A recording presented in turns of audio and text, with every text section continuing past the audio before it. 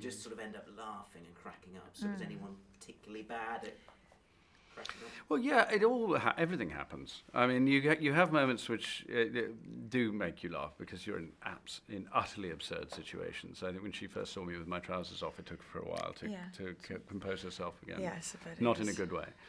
But luckily, I wasn't in the scene. So no, she could stand at the monitor and just admire, dribble slightly. Yes, no, exactly. it was laughter we're talking. Yeah. And then there are moments when it's torture because you're trying. You know, film is by nature conspires against all spontaneity. You're repeating. If you want to be spontaneous, the last thing you need is repetition. They don't go together. And the other last thing you need is waiting around a lot.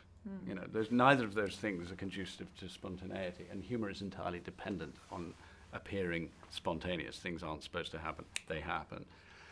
And there are moments when they just do, and that's when it's funny and wonderful. And there are moments when you're just working at it, like like yard work. It's a slog, and it's not as funny at 5 o'clock in the afternoon as it was at 8 o'clock in the morning. And you don't have an audience to reassure you. It becomes a kind of science. So you have all the permutation, and then suddenly something will surprise you. There'll be a look on her face, or there'll be a tone of voice, from Alan, and I'm just lost again. But I think notoriously, comedy is it makes you a bit neurotic because you're just never quite sure. Yeah.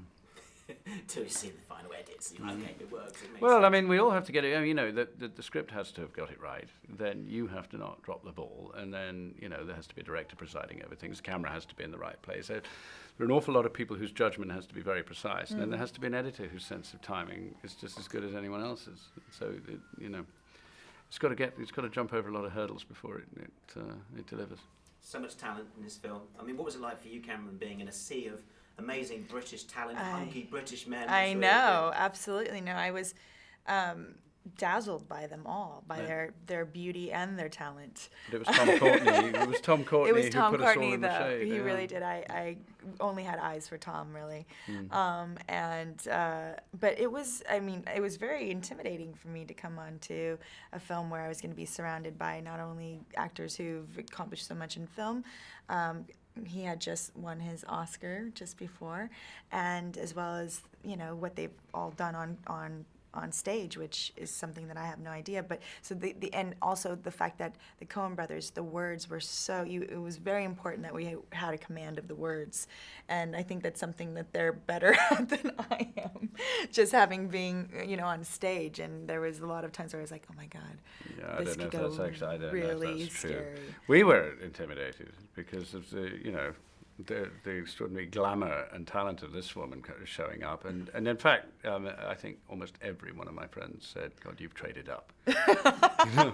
All my girlfriends went, "You're gonna go work with my boyfriend? Please tell me what my boyfriend's really, really like." He has a lot of girlfriends all over. My mum has a cardboard cutout of you, Colin. Don't alarm you. Oh my God. She's among them, so there you go. Okay. Yeah, don't worry, she's not freaky. It's all good take. I've got to ask about the legs because the legs were out a lot. They were. So I'll ask you your take on it. Was he worried about the legs? Did you sense that? He was very neurotic about it. I mean, days leading up to it, he was just really just against. He was trying to warn everybody what it was going to be and that how bad it was going to be. And of course, we all thought it can't be that bad. It really can't be that bad. And I remember the day that the moment I saw them, I went, oh my God, wow. I see what you mean. Totally see what you mean. I was trying to set it up so that it went.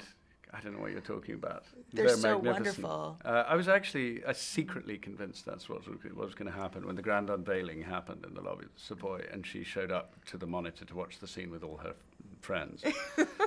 And, she was going to come and go, you know what? I think you're in pretty good shape there. But no, it was House of Laughter, yeah, wasn't it? It was laughter. It's a good thing. It's a comedy. I don't know. Well, they probably covered up the blotches, the broken veins, and the cellulite or something. But there's not much one can do, really. Legs are legs. Oscar or something. We'll have to see what they get. Good to see you, Good to see you. Enjoy the rest of your